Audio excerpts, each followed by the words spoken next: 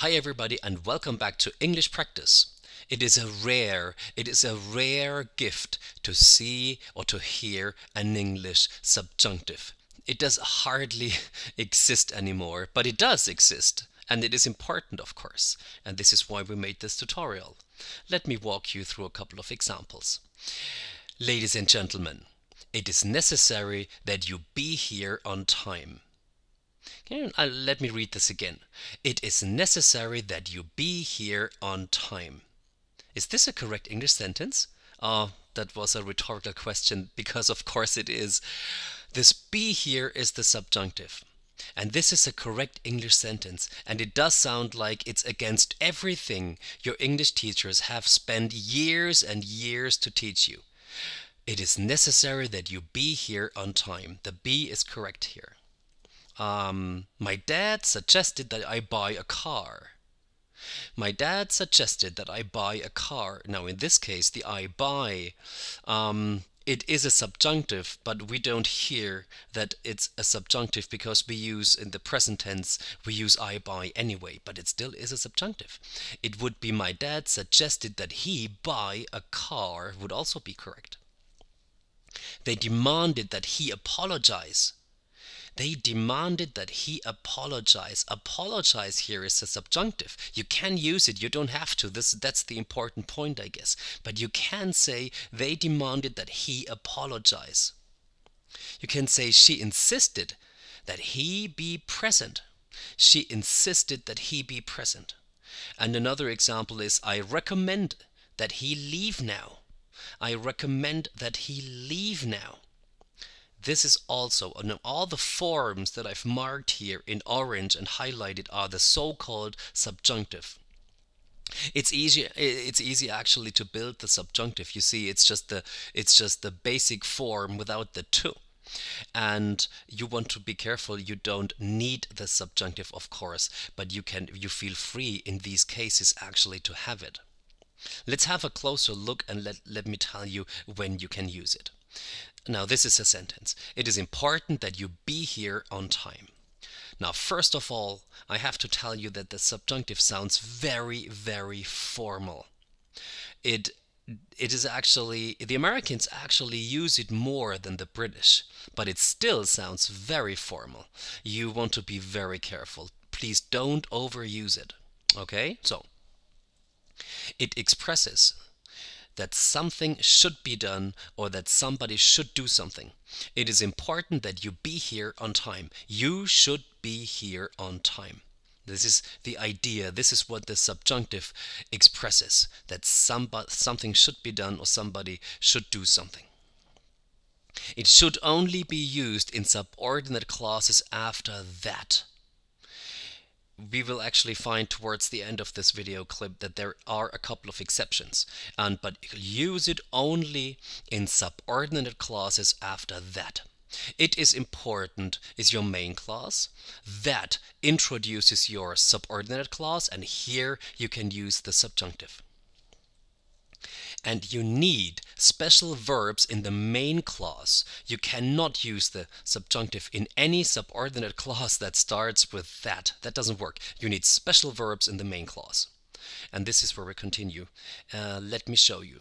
So, the subjunctive can be used after verbs like to insist that, to propose that, to demand that, to suggest that, to recommend that, and so on. There's a whole list. And they all, if you look closely, they all express some kind of somebody should do that. I insist that he do that. He should do that. So the Americans demand that the soldiers be brought home. The soldiers should be brought home by the government, for example. So there's the idea of should in it, and it's expressed in that they demand. The Americans demand that the soldiers be brought home. She insisted that he not be present. To insist, when you insist on something, you want somebody to do something or not to do it, of course. She insisted that he not be present. So in your main clause, you need some kind of construction that expresses should, and then you need the that. So insist that, propose that, demand that, and so on. Now, there's also a couple of adjectives you can use, and they also express some kind of should. It is essential that, it is important that, it is vital that, it is crucial that, and so on. Again, there's a whole list. It is important that everyone help. Everyone should help. It is important that everyone help. Or it is necessary that he try to study. He should try to study. It is necessary that he try to study. Please see that that is always there. And another example, it is imperative that she take enough water on the hike. It is imperative that she take enough water on the hike. Maybe she's going down the Grand Canyon in August or in July. So it is imperative that she take enough water on the hike. She should take enough water on the hike.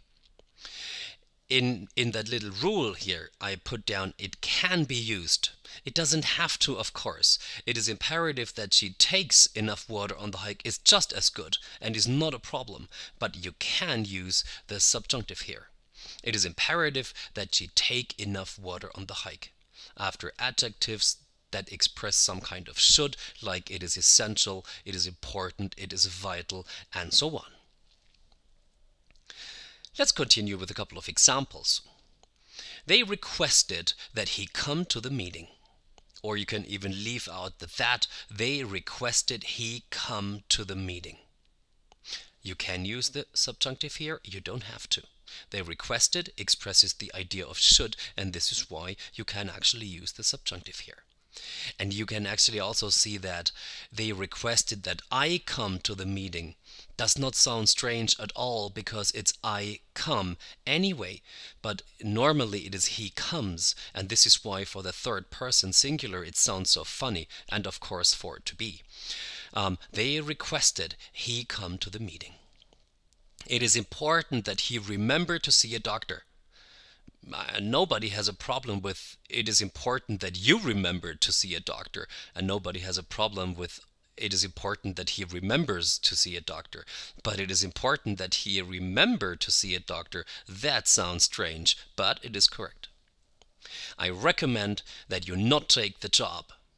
I recommend you not take the job. You can use the subjunctive here. And I wish it were summer. Ah, that is beautiful, isn't it? I wish it were summer. And this were here, it actually doesn't go together at all, does it? So were is the only existing form in the English language that expresses a past subjunctive. I wish it were summer. That's beautiful English. And there's the subjunctive in a couple of common expressions. I told you at the beginning of the video, use it in a subordinate clause after that, and there's a couple of exceptions, a couple of common expressions where the English actually have a subjunctive, and I doubt a lot of English people even know this. Remember the English national anthem, God Save the Queen? Why is it God save the Queen? Why is it not God saves the Queen? Well, because save here is a subjunctive. God save the Queen. I wish, we wish that God save the Queen. God should save the Queen. That's a subjunctive. That's beautiful. Thy will be done. In the English Pater Noster, Our Father, thou art in heaven, remember? Thy will be done. This be here is a subjunctive. There is a subjunctive in that expression, and maybe you use this in your written work. If need be. If need be. The be here is a subjunctive. Suffice it to say. It's also something my students would use in their comments and compositions and in their text productions. Suffice it to say. Subjunctive. And there's a couple of more, but ladies and gentlemen, really this is enough. So you can use the subjunctive, but you don't have to. So be careful with it. Use it, but don't overuse it. That's it, ladies and gentlemen. Thanks for watching. I see you around when we bring our next video, and until then we say bye bye, have a good time.